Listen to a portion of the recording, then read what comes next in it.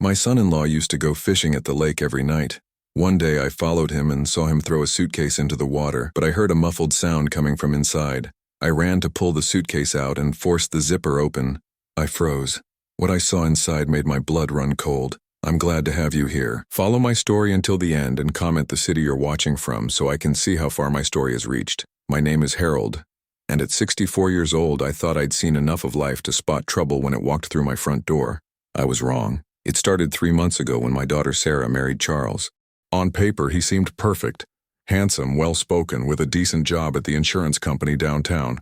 Sarah was glowing with happiness, finally settling down at 32 after years of failed relationships. I wanted to be happy for her, I really did, but something about Charles made my skin crawl from the very beginning.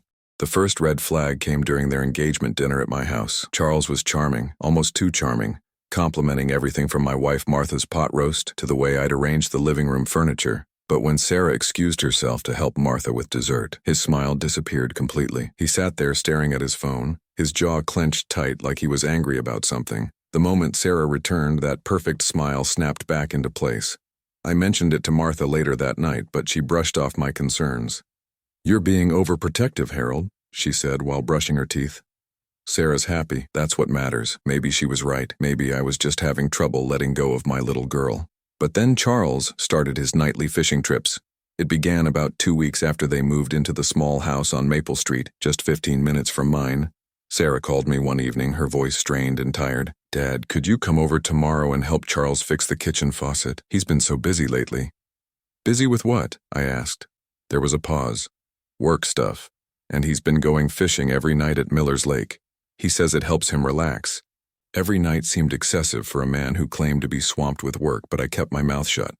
The next day I spent 3 hours fixing a faucet that should have taken 30 minutes, mainly because I was watching Charles. He sat at the kitchen table, constantly checking his phone, typing furiously. When I asked about his fishing success, he gave me a blank stare. "Oh right, the fishing. Yeah, it's been quiet lately." For a man supposedly passionate enough about fishing to go every single night, he sure didn't seem enthusiastic about it. That's when I started paying closer attention to Sarah. My bright, confident daughter had become a shadow of herself. She'd lost at least 15 pounds since the wedding. Her clothes hanging loose on her small frame, dark circles under her eyes suggested she wasn't sleeping well. When I hugged her goodbye that day, I felt how tense her shoulders were, like she was constantly braced for something. "Sarah, honey, are you feeling all right? You look tired." She glanced nervously toward Charles, then back at me. "I'm fine, Dad. Just adjusting to married life, you know." But her smile didn't reach her eyes, and she wouldn't hold my gaze for more than a few seconds. The situation got worse over the following weeks. Sarah stopped calling me regularly, something she'd done every few days since she was 18 and moved out. When I called her, the conversations were stilted, uncomfortable. She'd answer my questions with short responses, always seeming distracted or rushed. "I should go, Dad. Charles will be home soon and I need to start dinner." "It's only 4 o'clock, I'd say, confused. He likes to eat early before his fishing trips. Those damned fishing trips. Every single night, like clockwork. Charles would come home from work, eat dinner, and head out to Miller's Lake with his tackle box and fishing rod. According to Sarah, he usually returned around midnight or later. But here's the thing that really bothered me. In 3 months of supposedly dedicated fishing, I never once saw him bring home a single fish. I know Miller's Lake well. I've been fishing there since I was 12 years old, and it's always been well stocked with bass, perch, and catfish. Even a mediocre fisherman should catch something occasionally. But Charles never had fish stories to tell, never asked to borrow my tackle, never even mentioned what kind of bait he was using. Martha thought I was being ridiculous. "Maybe he just enjoys the peace and quiet, Harold. Not everyone needs to catch fish to enjoy fishing." But my gut told me otherwise. Something was very wrong with this picture. The breaking point came last Tuesday. I'd stopped by Sarah's house around 7 in the evening to drop off some tomatoes from Martha's garden. Charles was loading his fishing gear into his car when I pulled into the driveway. "Evening, Charles, heading out to the lake?" He barely looked at me, just nodded and muttered something about the fish biting better after dark. But as I watched him drive away, I noticed something that made my blood run cold. His tackle box was sitting right there on the passenger seat, clearly visible through the window. It was bone dry. Not a drop of lake water on it, no mud on the bottom, no signs of recent use. For a man who supposedly spent several hours by the water every night, that tackle box looked like it had never left his garage. I found Sarah in the kitchen, mechanically washing dishes that were already clean. "Sarah, sweetheart, can we talk?" She froze, her hands still submerged in the soapy water. About what, Dad? About how you're doing, really doing. For just a moment, I thought she might open up to me. Her lower lip trembled, and I could see tears forming in her eyes. But then she blinked them away and turned back to the sink. I'm fine, Dad, everything's fine. But everything was not fine. I could feel it in my bones, the same instinct that had kept me alive during my 2 tours in Vietnam. Danger was circling my daughter like a shark, and I was the only one who seemed to notice. That night, I made a decision that would change everything. I was going to find out what Charles was really doing during those late-night trips to Miller's Lake. As I lay in bed next to Martha, listening to her peaceful breathing, I stared at the ceiling and planned my next move. Tomorrow night, I would follow Charles. Whatever he was hiding, whatever was making my daughter so frightened and withdrawn, I was going to uncover it. I had no idea that what I would discover would be far more disturbing than anything my worst fears had conjured up. The next evening, I told Martha I was going to bed early with a headache. She kissed my forehead and went back to her crossword puzzle, completely unaware that I was about to embark on what felt like the most important mission of my life. I waited in my darkened bedroom until I heard her turn off the television and brush her teeth. Once I was certain she was asleep, I slipped out of bed, dressed in dark clothes, and quietly made my way to my old pickup truck parked 2 blocks away. I'd moved it there earlier, knowing the sound of my engine starting in the driveway would wake Martha. My hands were shaking as I drove toward Sarah's neighborhood. At 64, I thought my days of nighttime surveillance were long behind me. But here I was, my heart pounding like I was back in the jungles of Southeast Asia. I parked on Oak Street, 1 block over from Maple, where I had a clear view of Charles and Sarah's house through the trees. Their porch light was on, and I could see Charles's car in the driveway. According to Sarah, he usually left around 8:30. It was 8:15. The minutes crawled by. I found myself gripping the steering wheel so tightly my knuckles turned white. What if I was wrong? What if Charles really was just fishing, and I was letting my paranoia turn me into some kind of crazy old man spying on his son-in-law? But then I thought about Sarah's haunted eyes, her trembling hands, the way she flinched whenever Charles spoke to her. No, I wasn't crazy. Something was very wrong. At exactly 8:32, Charles emerged from the house carrying his fishing rod and tackle box. Even from a distance, I could see that mechanical way he moved, like he was going through motions rather than actually preparing for an activity he enjoyed. He threw his gear into the back of his sedan and drove off. I waited until his taillights disappeared around the corner, then started my engine and followed. The drive to Miller's Lake took about 20 minutes. I stayed far enough back to avoid being spotted, but close enough to keep his car in sight. My palms were sweating despite the cool October air, and I kept second-guessing myself with every mile. Miller's Lake was a popular fishing spot during the day, but at night it was usually deserted except for the occasional teenager looking for a secluded place to park with their girlfriend. Charles drove past the main parking area where most fishermen set up and continued around to the far side of the lake, where the road became a narrow dirt path barely wide enough for 1 car. I killed my headlights and followed at a distance, using the moonlight to navigate.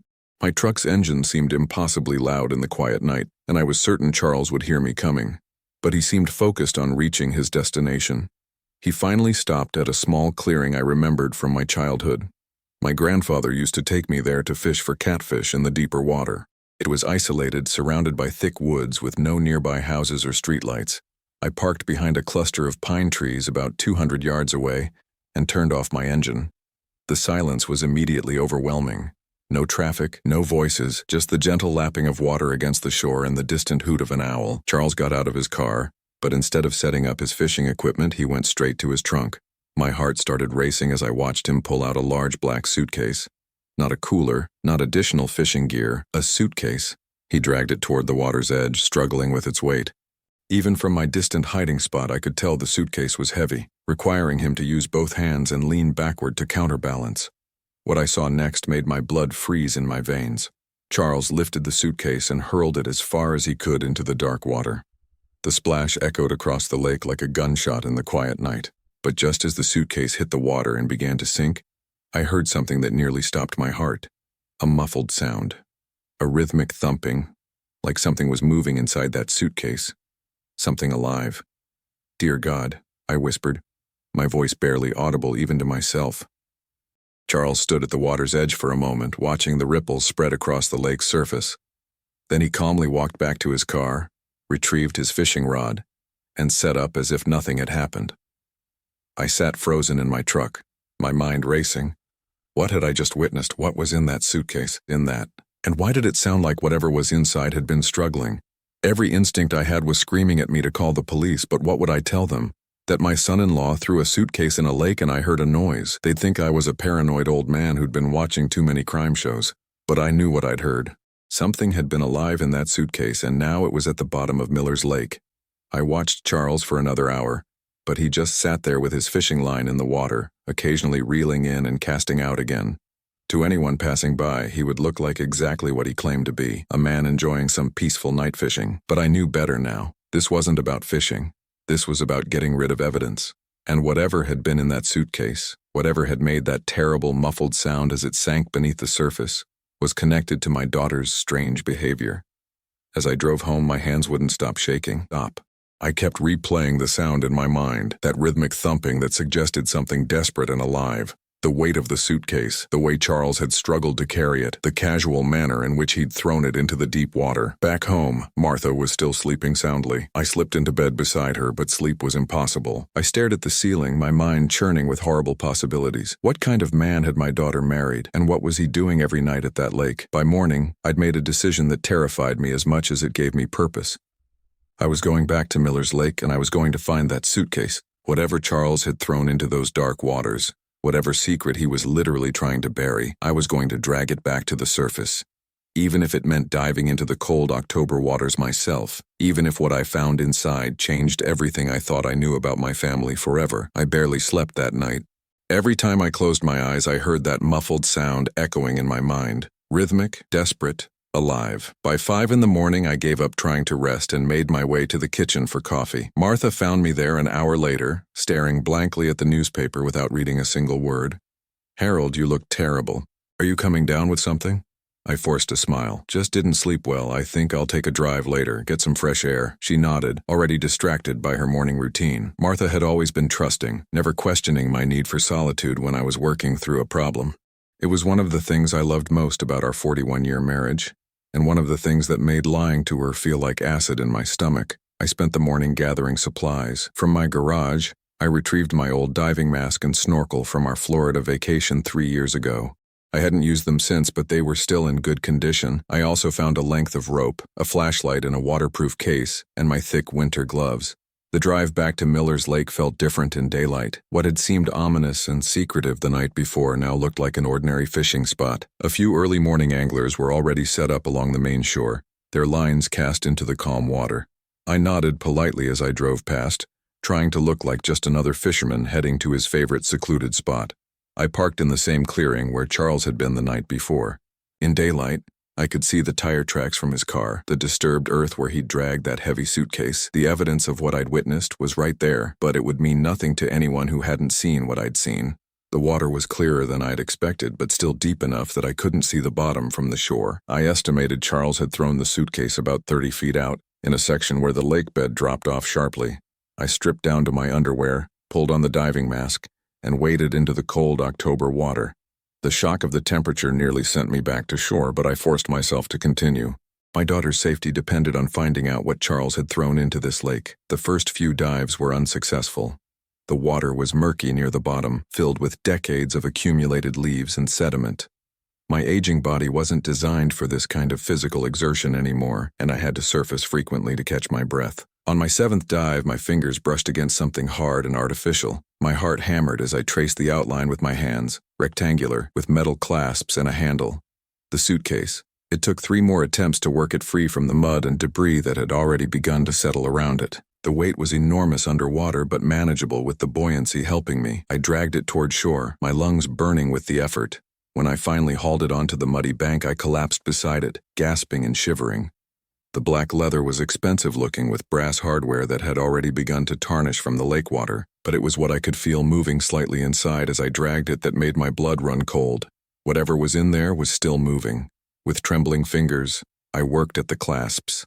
They were locked, but the lake water had already begun to weaken the mechanism. Using a rock, I pounded at the locks until they finally gave way. I lifted the lid and immediately staggered backward, my stomach lurching. The suitcase was filled with documents, photographs, and what appeared to be recording equipment, But that wasn't what made me sick. It was the small cage tucked into one corner, with a terrified tabby cat crammed inside, barely alive and clearly traumatized. "Oh my God," I whispered, reaching for the cage with shaking hands. The cat was weak but breathing. Its fur was matted and wet, and it barely reacted when I opened the small cage door.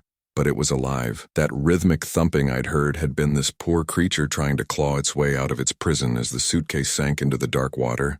Who puts a live cat in a suitcase and throws it into a lake? What kind of monster was my daughter married to? But as horrifying as the discovery of the cat was, it was just the beginning. While the animal recovered on a towel beside me, I began examining the other contents of the suitcase.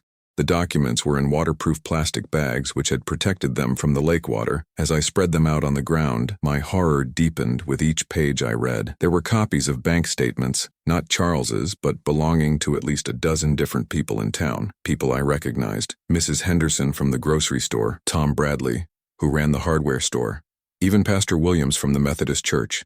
But these weren't just random financial documents. Someone had highlighted specific transactions, made notes in the margins, circled suspicious amounts.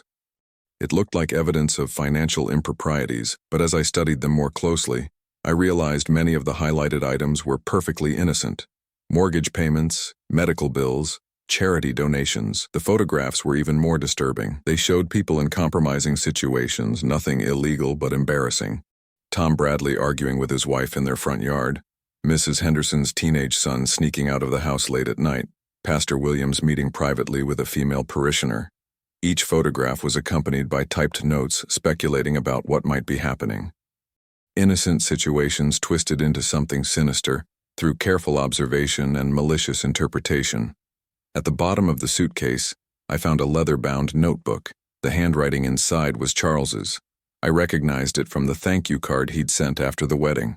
Page after page detailed the private lives of our neighbors, their financial situations, their personal problems, their secrets, both real and imagined. But it was the section about my own family that made me physically ill.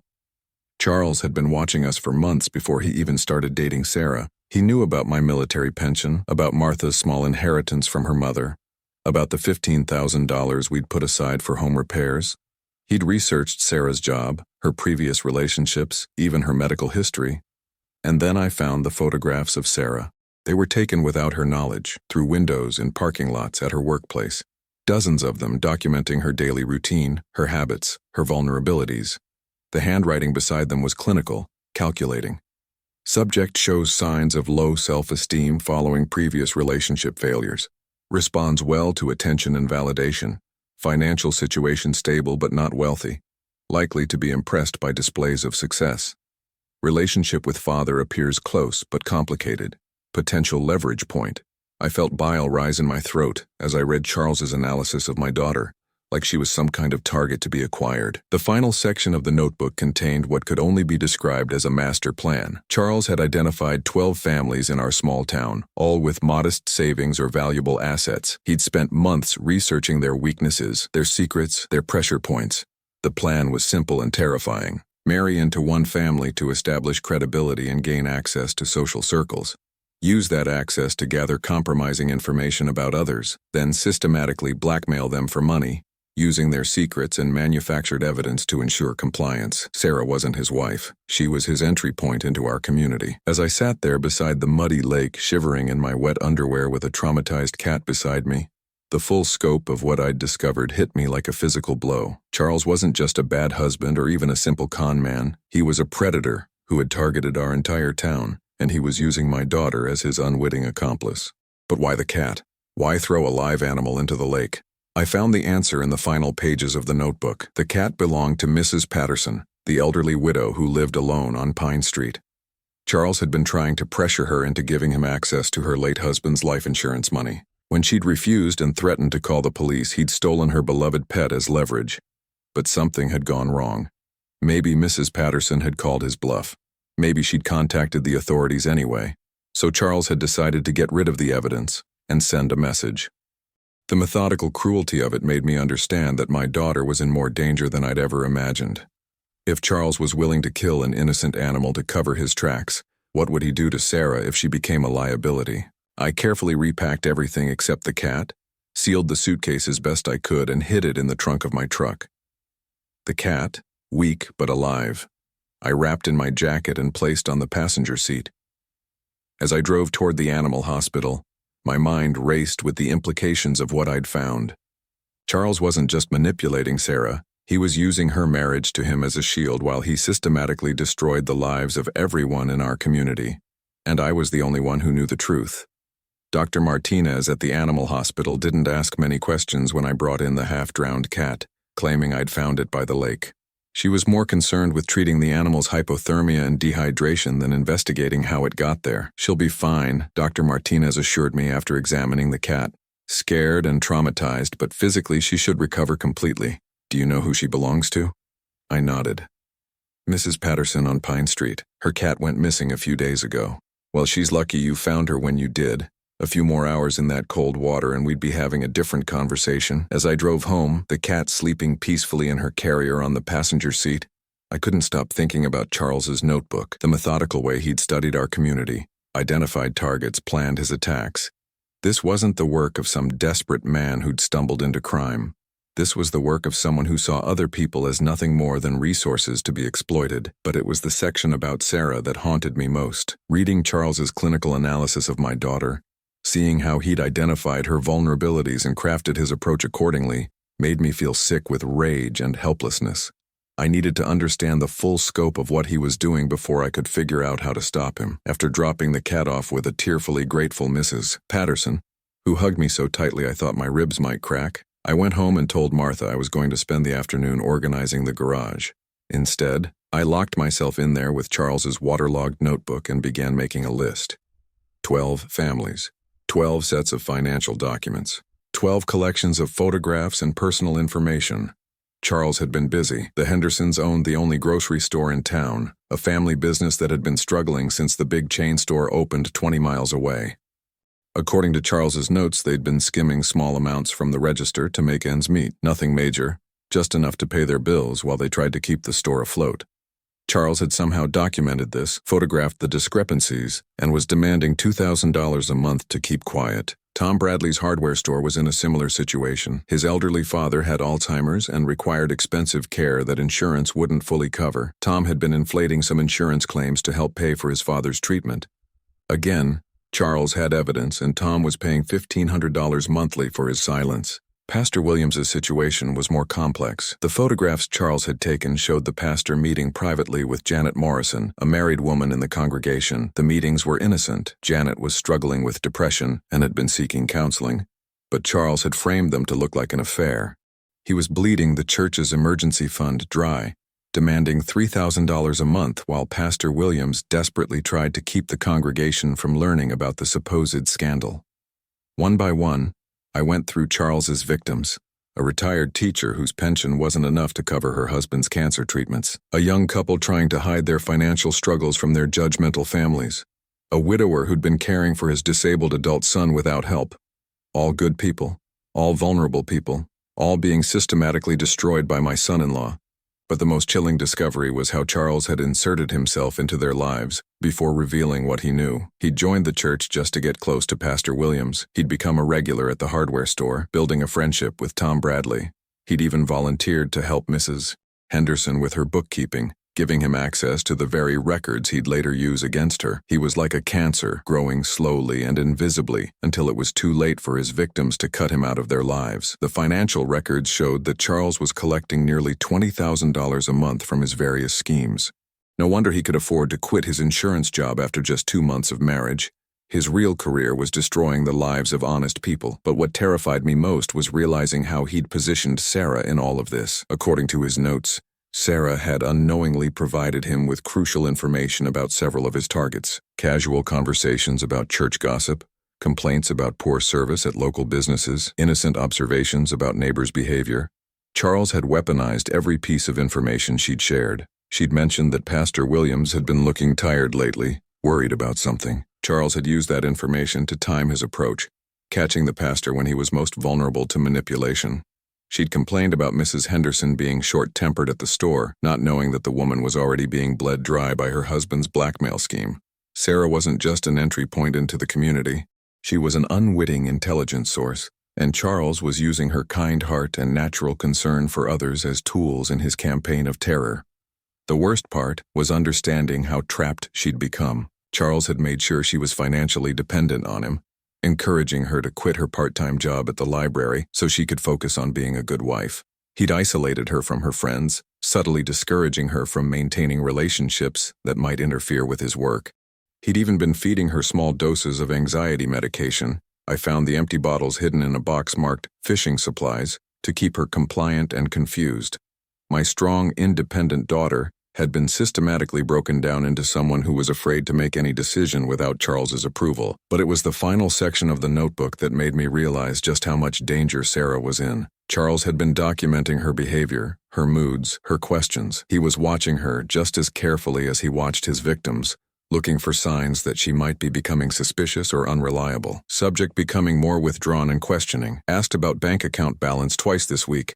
Maybe noticing discrepancies in stated versus actual income. Recommend increased monitoring and possible intervention if behavior continues. The clinical detachment in his writing about my daughter made my hands shake with rage. He was talking about her like she was a problem to be managed, not the woman he'd pledged to love and protect. And possible intervention, what did that mean? I thought about the cat, barely alive after being thrown into the lake. I thought about Mrs. Patterson's tears when she'd hugged her rescued pet. Charles had been willing to kill an innocent animal just to send a message to one stubborn victim. What would he do to Sarah if she became too much of a liability? I spent the rest of the afternoon cross-referencing the notebook with public records, verifying what I could. Everything checked out. The addresses, the family situations, the financial details. Charles had done his homework thoroughly, but I also discovered something that gave me hope.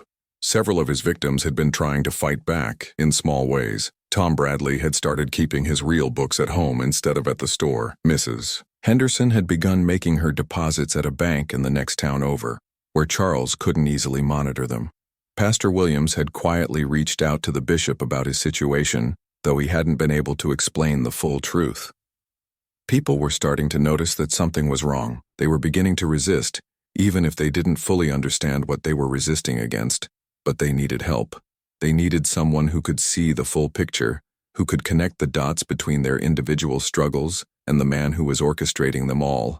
They needed someone who could expose Charles without putting Sarah in greater danger. As evening approached, I realized I had to make a choice. I could take everything to the police, but that would mean exposing Sarah's unwitting role in her husband's crimes. Even if she wasn't legally culpable, the shame and guilt would destroy her. Or I could try to handle this myself, the way I'd handled problems in the war when official channels weren't available or reliable.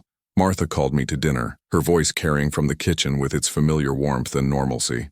I looked at the evidence spread across my workbench, proof that a monster had been living among us using my daughter as a shield while he destroyed lives for money. Charles thought he was untouchable. He thought his careful planning and methodical approach had made him invincible.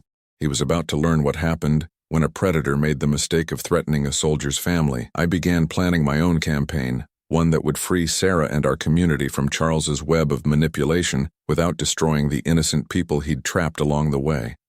But first I had to figure out how to save my daughter without losing her forever. The plan came to me over the course of 3 sleepless nights. It had to be surgical, precise, and most importantly, it had to protect Sarah from the fallout. She couldn't know what her husband really was until I had already neutralized the threat he posed. I started with Mrs. Patterson.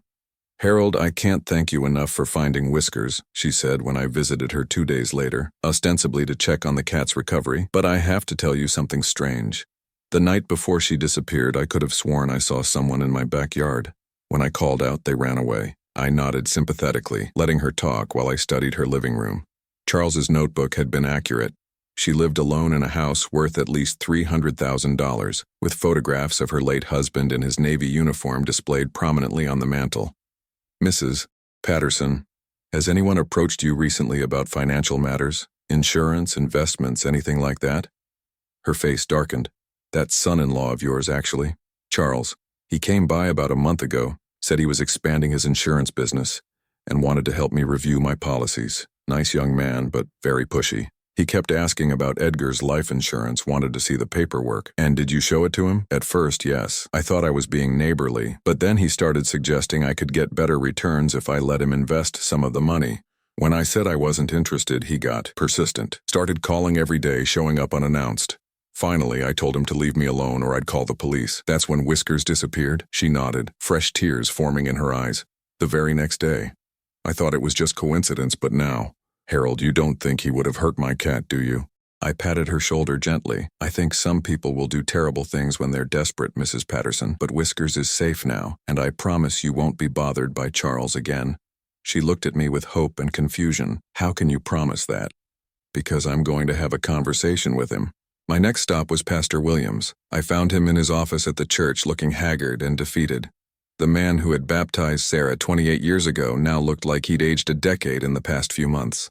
Harold, good to see you. How's the family? That's what I wanted to talk to you about, Pastor. Specifically about Charles. The color drained from his face. Charles? I'm not sure I understand. I sat down across from his desk and spoke quietly. I know about the money, Pastor. I know about the photographs. I know what he's been doing to you. Pastor Williams's hands began to shake. Harold, I can explain. You don't need to explain anything to me. You were trying to help someone who was suffering, and Charles twisted that into something ugly. That's what predators do. He broke down then, sobbing into his hands like a broken man. He said he'd destroy the church, Harold. Said he'd send those pictures to the bishop, to the newspapers. Janet Morrison was just trying to get help for her depression, but the way he photographed us, it looks like something it never was. I know, and I'm going to fix this. How? He has copies of everything. Even if you could get the originals, he could have made dozens of duplicates. Let me worry about that. Right now, I need you to do exactly what I tell you. Over the next hour, I outlined my plan to Pastor Williams. His role would be crucial, but relatively simple. All he had to do was trust me and follow my instructions exactly. I spent the next 2 days making similar visits to Tom Bradley, Mrs.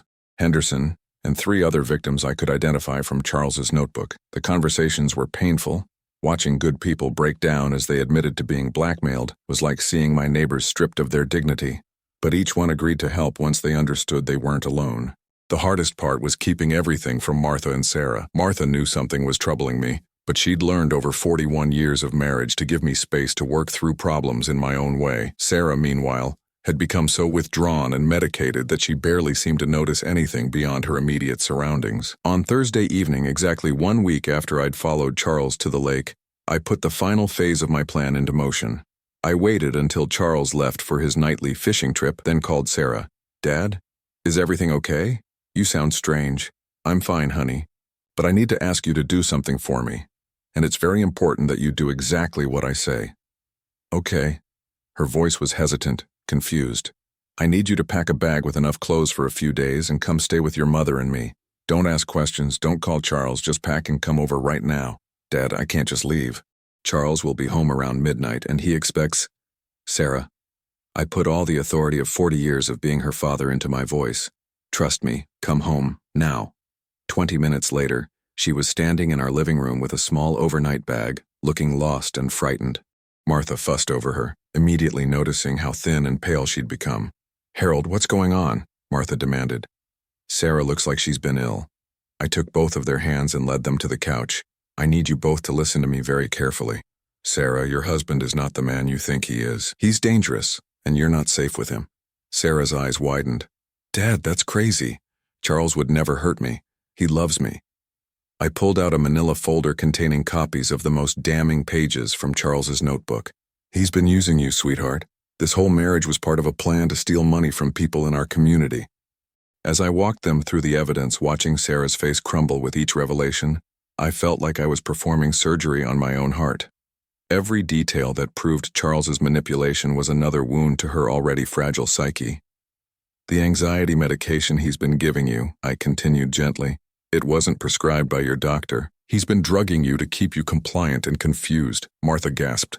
Harold, how do you know all this? Because I followed him. I saw what he was doing and I found his records. By the time I finished explaining, Sarah was sobbing in Martha's arms. How could I be so stupid? How did I not see it? Because he's a professional manipulator, honey. He studies people, finds their weaknesses, and exploits them. You're not stupid. You're a victim. But what about all those people he's been hurting? Mrs. Henderson, Pastor Williams, they must hate me. They must think I was part of it. They know you weren't. I've talked to them. They understand that you were being used just like they were. Martha looked at me with a mixture of admiration and concern. Harold, what exactly are you planning to do about this? Before I could answer, my phone rang. Charles's number. Don't answer it, Sarah whispered, instinctively afraid. No, I said, accepting the call. It's time. Harold? Is Sarah there? She's not home, and her car is in the driveway. I'm worried something might have happened to her. His voice was smooth, concerned, perfectly calibrated to sound like a worried husband. Even knowing what I knew, I could hear how he'd fooled my daughter. She's here, Charles. She's safe. A pause. Oh, good. Well, could you ask her to come home? I was hoping to surprise her with dinner when I got back from fishing. She won't be coming home, Charles. In fact, she won't be seeing you again. Another pause, longer this time. When he spoke again, the concerned husband mask had slipped slightly. I'm not sure I understand. I think you do. I know about the blackmail, Charles. I know about the money you've been stealing. I know about Mrs. Patterson's cat. The silence stretched so long I thought he might have hung up. Finally, he spoke, and his voice was completely different now. Cold, calculating, dangerous. You don't know what you're playing with, old man. You have no idea what I'm capable of. Actually, I do. I've read your notebook. I know exactly what you're capable of. My notebook? For the first time, he sounded genuinely shaken. The one you threw into Miller's Lake along with that poor cat. Did you really think drowning an innocent animal would scare Mrs. Patterson into submission? I could hear his breathing on the other end of the line, rapid and shallow. Sarah and Martha were watching me with wide eyes, holding each other tightly on the couch. Here's what's going to happen, Charles, I continued. You're going to disappear. Tonight. You're going to take whatever money you have and leave town, and you're never going to contact Sarah or anyone else in this community again. And if I refuse? Then tomorrow morning, copies of your notebook and all your evidence files will be delivered to the FBI, the state police, and the district attorney's office, along with a full confession from every one of your victims, documented proof of your blackmail schemes, and testimony about your animal cruelty. You're bluffing. Those people won't testify against me. They have too much to lose. They already have. Signed statements, witnessed and notarized. Turns out when people discover they're not alone, when they realize they're all victims of the same predator, they find their courage pretty quickly. The silence stretched again. I could practically hear him calculating, weighing his options, trying to find an angle he could exploit. What about Sarah? She's my wife. I have legal rights. I looked at my daughter, still sobbing quietly in her mother's arms, and felt a cold rage settle in my chest. Your marriage was based on fraud and coercion.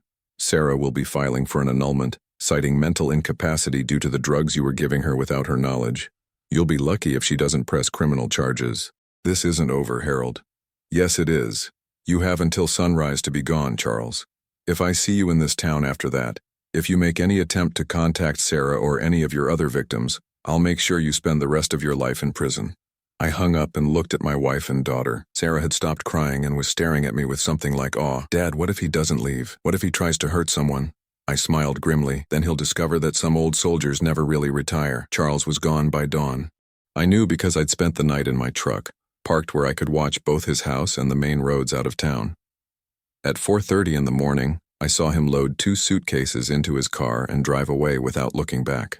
I followed him for 20 miles until he merged onto the interstate heading south. Only then did I allow myself to believe that the first phase of my plan had actually worked. When I returned home, Martha was making coffee and Sarah was sitting at the kitchen table, looking more alert than she had in months. The fog of whatever Charles had been giving her was finally starting to clear. Is he gone? Sarah asked quietly. I nodded. He won't be back. She was quiet for a long moment, then looked up at me with tears in her eyes. Dad, I need to ask you something, and I need you to tell me the truth. Of course. Did I help him hurt those people? When I told him things about our neighbors, about what was happening in their lives, was I part of what he was doing to them? I sat down beside her and took her hand. Sarah, honey, you were talking to your husband. You thought you were sharing harmless gossip with someone who loved you. There's no way you could have known he was using that information to hurt people. But I should have seen what kind of person he was. I should have known. Stop. I squeezed her hand. Charles is a professional manipulator. He spent months studying you before he even introduced himself. He knew exactly what to say, how to act, what buttons to push. You're not responsible for being fooled by someone who made a career out of fooling people. Martha set a cup of coffee in front of each of us and sat down. Harold's right, sweetheart. That man was a predator. You're not the first intelligent woman to be taken in by someone like that, and you won't be the last. Over the next few hours, as the medication worked its way out of Sarah's system, she began to remember things more clearly. Charles's controlling behavior, his insistence that she quit her job, his anger whenever she spent time with friends or family. the pattern of isolation and dependency that she'd rationalized as love and protectiveness. "I feel so stupid," she said, burying her face in her hands. "You're not stupid, you're recovering. There's a difference." The healing process wasn't quick or easy. Sarah moved back home for 6 weeks while she regained her physical and emotional strength. She started seeing a therapist who specialized in psychological abuse, and slowly began to understand how thoroughly Charles had manipulated her. The annulment process was surprisingly straightforward once we presented evidence of the fraud and coercion involved in the marriage. Charles didn't contest it, probably because fighting it would have meant returning to face the criminal charges that were still waiting for him if he ever showed his face in our state again. But the most satisfying part came 3 weeks after Charles left town. I was working in my garage when Pastor Williams stopped by, looking like a completely different man than the broken soul I'd spoken with in his office. "Harold, I wanted to thank you again. The church council met last night, and when I explained what had really been happening, with your permission to share the evidence, they were nothing but supportive. How's Janet Morrison doing?" "Much better. Her husband knows the truth now about why she was meeting with me, and he's been incredibly understanding. She's getting proper treatment for her depression, and their marriage is actually stronger than it's been in years." "And the money?" Pastor Williams smiled. "Funny thing about that. When people learned what Charles had been doing, how he'd been bleeding our emergency fund dry, the congregation rallied. We've already received enough donations to replace what he stole, plus enough to help some of the other families he was targeting." Similar conversations happened throughout the following weeks. Tom Bradley's insurance situation was resolved when he came clean about the inflated claims and worked out a payment plan with the company. Mrs. Henderson received an outpouring of community support when word got out about her struggles to keep the store afloat, not through gossip or shame, but through people who wanted to help. It turned out that once Charles's web of secrecy and intimidation was broken, our small community was more than capable of taking care of its own. The most difficult part was helping Sarah process her guilt about the role she'd unknowingly played. Even though everyone understood she'd been a victim, she struggled to forgive herself for the information she'd inadvertently provided. "Dad, when I told Charles about Mrs. Henderson looking tired and stressed, he used that to time his approach. When I mentioned that Pastor Williams had been working late and seemed worried about something, Charles saw that as an opportunity. How do I live with that? The same way soldiers live with the fact that sometimes innocent people get hurt in war, even when we're trying to do the right thing. You focus on what you can control moving forward, not what you couldn't control in the past." She started volunteering at the church, helping with the food bank and visiting elderly members of the congregation. It was her way of giving back to the community Charles had harmed, and Pastor Williams said her help had been invaluable. Martha and I were amazed by our daughter's resilience. The woman who had been so broken and withdrawn just months before was emerging stronger and more confident than ever. She got her job back at the library, started taking night classes at the community college, and even began dating again, though she was understandably cautious about trusting too quickly. 6 months after Charles disappeared, Sarah moved into her own apartment. It was small but comfortable, and she decorated it with bright colors and plants, a complete contrast to the sterile, controlled environment Charles had created for her. "I love having my own space again," she told me as we carried the last of her boxes upstairs. I'd forgotten what it felt like to make decisions without asking permission. "How are you sleeping?" I asked. She'd struggled with nightmares for months after learning the truth about her marriage. "Better. The therapist says it's normal for recovery to have ups and downs, but overall I'm getting stronger." We were arranging books on her new shelf when she turned to me with a serious expression. "Dad, I need to tell you something." "What's that?" "I know what you did for me, for all of us, was dangerous. Charles could have tried to hurt you, or Martha, or me. You risked everything to save people you didn't even know that well." I shrugged. "They were my neighbors. You were my daughter. That's what you do for family." She hugged me tightly. "I love you, Dad, and I'm sorry I ever doubted that you'd be there when I needed you. You never have to doubt that, sweetheart. Never." A year later, Sarah remarried, this time to David, a kind man she'd met at her night class. The wedding was small and simple, held in our backyard with just close family and friends. Pastor Williams performed the ceremony, and Mrs. Henderson provided flowers from her garden. As I walked Sarah down the makeshift aisle, she squeezed my arm and whispered, "This time feels real." I squeezed back. "That's because this time, you're choosing from a position of strength, not desperation." David was nothing like Charles. He encouraged Sarah's independence, celebrated her successes, and treated her like an equal partner rather than a possession to be controlled. When she told him the story of her first marriage, he listened with compassion and anger. Anger at Charles, not at her. "I'm grateful," he told me at their wedding reception. "Not for what she went through, but for how strong it made her. She knows who she is now, and she won't let anyone take that away from her again." I never heard from Charles again. Sometimes I wondered if he'd found another small town to terrorize, another vulnerable woman to manipulate, but I'd done what I could to protect the people I loved. The rest was up to others. Martha and I grew closer through the experience. She'd been shaken by how close we'd come to losing Sarah, and by the realization that evil could wear such a familiar face. But she was also proud of how I'd handled the situation, and amazed by the strength our community had shown when it came together. "You saved more than just Sarah," she told me one evening as we sat on our porch watching the sunset. "You saved all of us." "We saved ourselves," I corrected her. "I just helped everyone realize they weren't alone." 2 years later, I was diagnosed with early-stage prostate cancer. The treatment was successful, but it made me acutely aware of how precious time was and how important it was to use whatever years I had left wisely. Sarah was there for every doctor's appointment, every treatment session. She'd drive down from her new home 3 towns over, where she and David had moved for his job. She'd hold my hand during the difficult moments and celebrate with me during the good ones. "Remember when I said you didn't know how to take care of me?" she asked one day as we waited for test results. I nodded. It still stung, even knowing now why she'd said it. "I was so wrong, Dad. You've been taking care of me my whole life, even when I couldn't see it. Even when I didn't deserve it. You always deserved it, Sarah. You just couldn't accept it for a while." She squeezed my hand. "I can now." The doctor came in with the results. The treatment had been completely successful. As Sarah hugged me and cried with relief, I realized something important. Charles had tried to destroy our family by exploiting its weaknesses. Instead, he'd ended up making us stronger by forcing us to confront those weaknesses honestly. Sarah had learned to trust her own judgment again. Martha had learned that sometimes the people closest to us need our fierce protection, and I had learned that the warrior instincts I'd developed in Vietnam weren't just for war, they were for protecting the people who mattered most. Standing in that doctor's office, holding my daughter while she cried tears of joy and relief, I knew that whatever challenges lay ahead, we would face them together. Charles had tried to break us apart, but in the end, he'd only proven how unbreakable we really were. Some bonds can't be severed by manipulation or fear.